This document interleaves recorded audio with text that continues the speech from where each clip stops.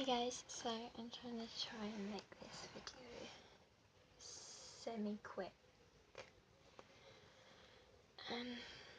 So as promised, this is I dated a pathological liar video. I'm not mentioning any names in this video for obvious reasons.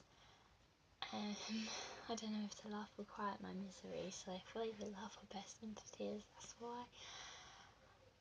And this is like the big reason that I've not really been online at the minute. So if you watch my life update video, you'd know that I was dating someone who, at the point in time that I made that video, I'd broken up with. Well, not long after that we got back together, only it didn't really go quite too well. So we got back in like the end of November, we got back together. So this isn't going to be one of those videos where it's like, oh, my ex is a liar because they told me they loved me and I meant everything to them and it was bullshit. Like, yeah, she said that stuff and yeah, it was bullshit. But that's not what this video is about. This video is quite serious, I'd say. So obviously I was dating this girl. I really want to say her name. It's really frustrating that I can't say her name. But I was dating this girl, and obviously when you're dating someone, you put all your trust in them. You tell them everything. Like, that's what I did. And that was the biggest mistake of my life. Because not too long ago something happened and me and her fell out and I ended up breaking it off with her. And then everything I'd said to her in confidence somehow got round the entire school. Now luckily for me, I have a few close friends who don't like this girl very much anyway. So obviously they stuck on my side of this. But it wasn't the fact that what I'd said to her got round the school that got to me. Because if that had got round the school, I could have just sat there and gone, actually, let me just sit you down and talk to you about this. No, it was the fact that everything I said to her, because something had happened that she didn't like, or because I broke up with her, one of them things got twisted.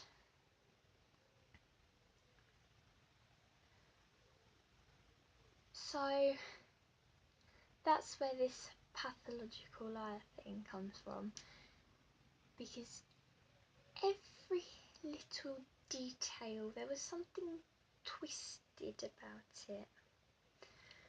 And then, like, obviously got round to teachers and stuff, and there wasn't really much they could do about it. My nan and granddad was sort of like, Nick, you need to stop talking to this girl. Obviously I was still friends with her at this point. Well, I say friends, which is probably the most stupidest thing I've ever done, is even simply said hello to this girl.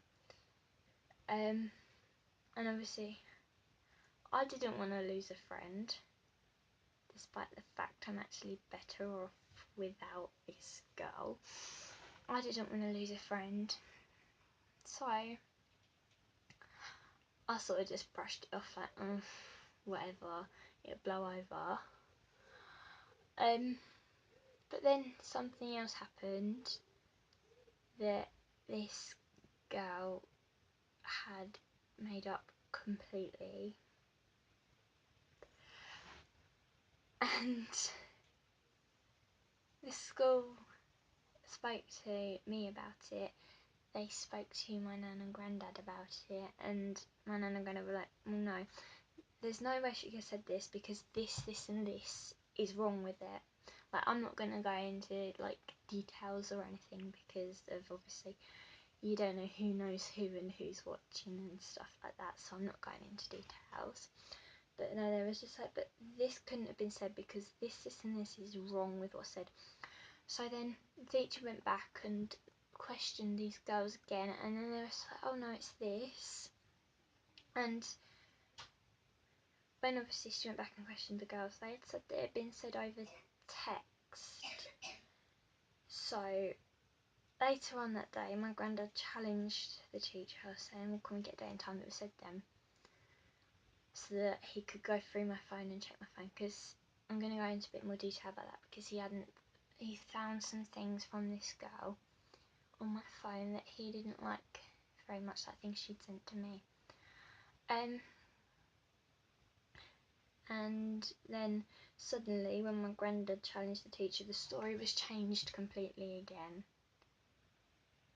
Which, really, if you had a brain in your head, would automatically think, hang on a minute, this isn't true because the story's being changed so many times. And,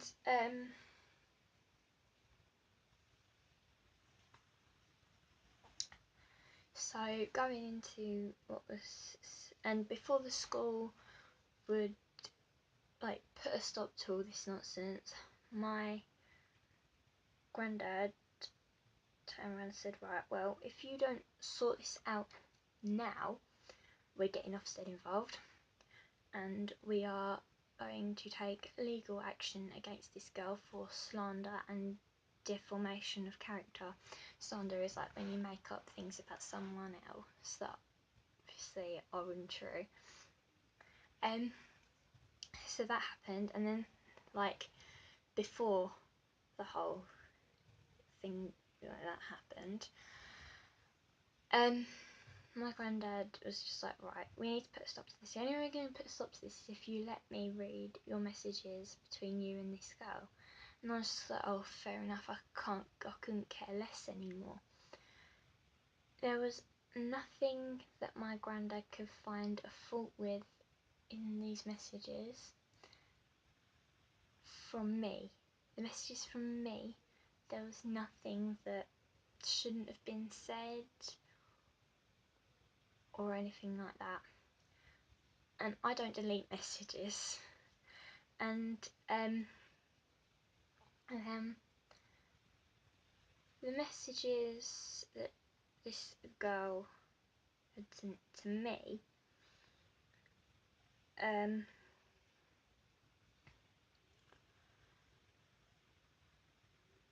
do I explain? Well, basically, she'd sent me, like, this is my granddad's words, not mine, indecent images, not of herself, of like Guy and stuff like that. She sent me some things I'm not going to go into detail about. And so my granddad raised that with the school, and the school said, well, we'll report it to CEOP. So I did, so I got shit about that, but that's, she probably got into shit for that anyway. But then my granddad also got this girl put on like this pupil watch thing, which is where your parents have to be informed about a lot of things, and you're like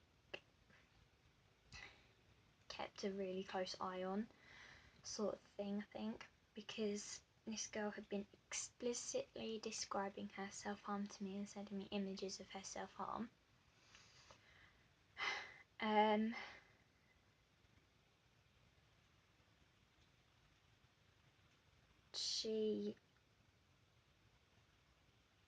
My granddad was concerned about her sexuality, and the school seemed to be really concerned about that. So, but I don't know why, so I can't really say too much about why the school were concerned. And